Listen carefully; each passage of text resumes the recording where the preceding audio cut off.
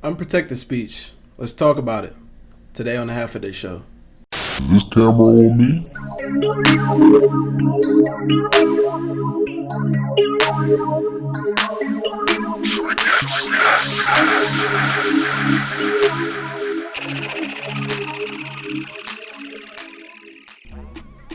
Okay, so this week on the Half a Day Show, we're going to talk about unprotected speech, why we have that in the first place, and we're going to go into 3 examples of exactly The numbers, please. What do they mean? what we can't say. There are exactly 8.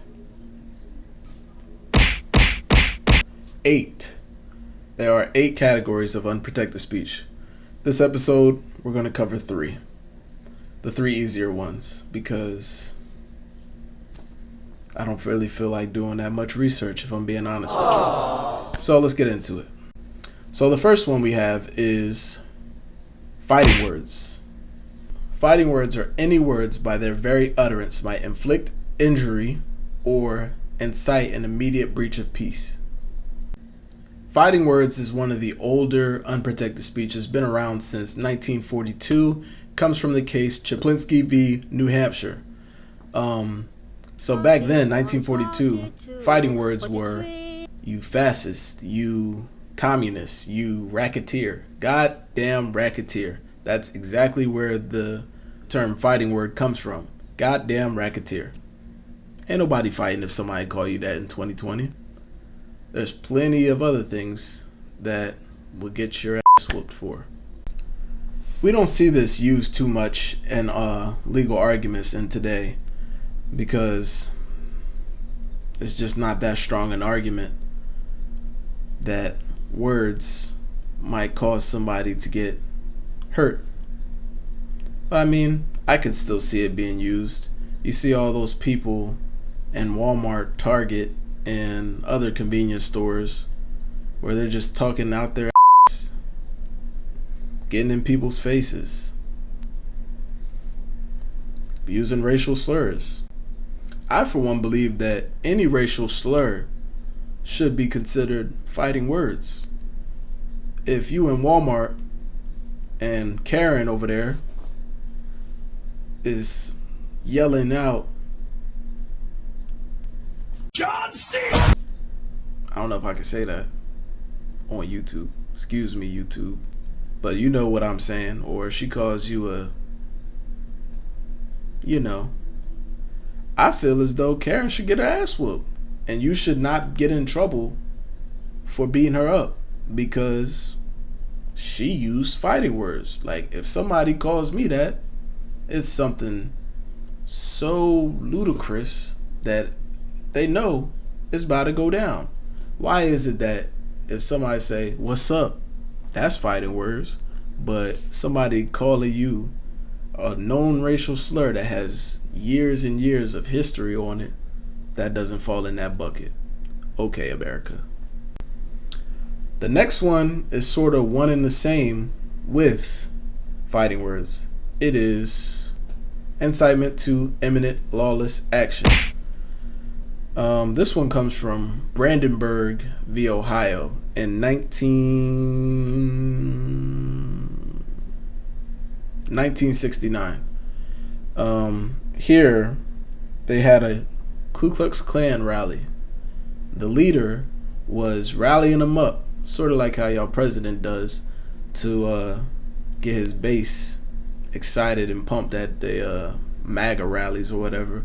But they had a Klan rally, and the leader was inciting them to go downtown Ohio, and rally up black people and lynching them. Now, because no action directly followed his words, this wasn't a direct line to a conviction. He was charged and he was arrested.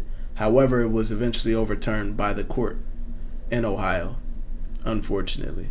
But from this case, they get the Brandenburg test, which is a 2-pronged test, which says that any speech directed to produce imminent lawless action or is likely to produce such an action would be considered unprotected speech.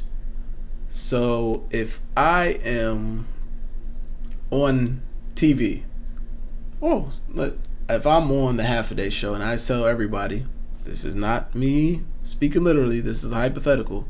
If I say, damn, we should go beat every person that works at CVS just because they work at CVS and not Rite Aid. Beat them up right now. Go do that. And y'all go out and do that. I incited y'all to do imminent lawless action.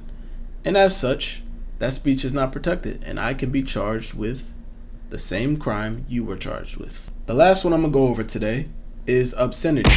This comes from a few cases actually, but the main one where we get the standard and the test comes from Roth v. 3 hours later.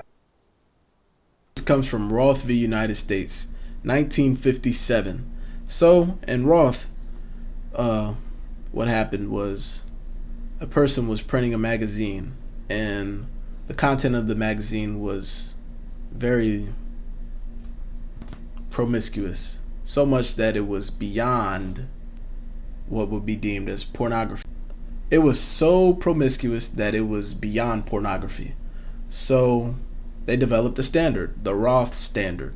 And with that, it is determined that, well, the average person could determine that the content or the speech or the expression that is under review has zero redeeming value. No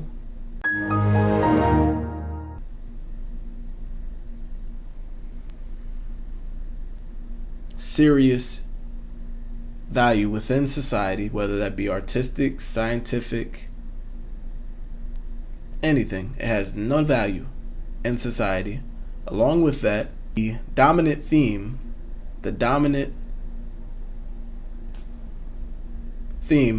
in that speech, content, or whatever is appealing to the prurient interest. So what does that mean? If I have a book and the dominant theme in this book is so grotesque and so beyond just a sexual interest that it has no value in society, that's obscenity. And we don't want it in any way, shape, or form in society to be said. I always find it interesting that we have these classes of unprotected speech, but there's no class for hate speech. I'm not going to start that topic this week. Let's review what we went over. Anyway, so what did we go over this week on the Half a Day Show?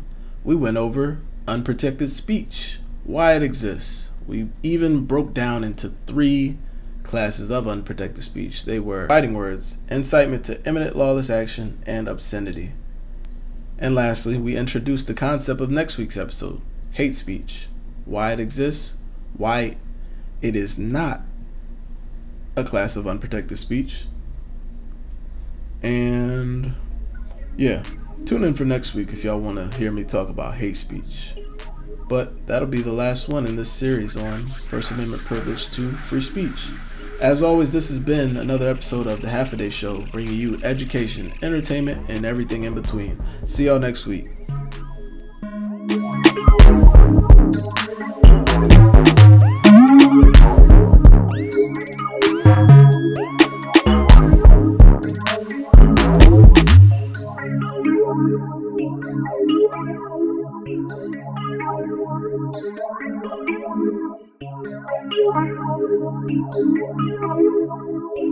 Thank you.